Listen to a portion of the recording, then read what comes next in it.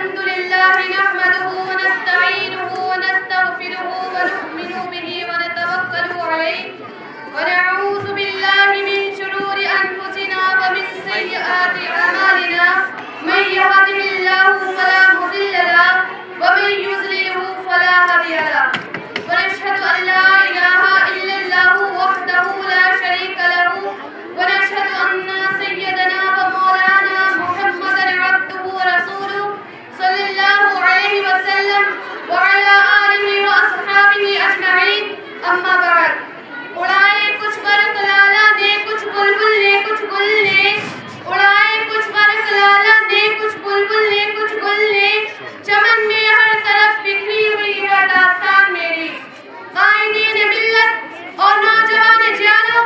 آج کی اس تاریخی جشن یوم جمہوریہ کے موقع پر آپ حضرات نے جس عنوان پر مجھے تقریر کرنے کی ہدایت کی ہے حق بات تو یہ ہے کہ میں اس کے اہل نہیں ہوں نہ میری زبان اس لائق ہے اور نہ میرا مطالعہ اتنا وسیع ہے کہ ہندوستان کی آزادی سے لے کر اب تک کی تاریخ کو بیان کروں تاہم آج اس قومی یادگار کے دن میں جبکہ ہندوستان کے گوشے گوشے میں مختلف تنظیموں اداروں اسکولوں اور کالجوں میں غیر معمولی دھوم دھام سے یوم جمہوریہ کا 77واں جشن منایا جا رہا ہے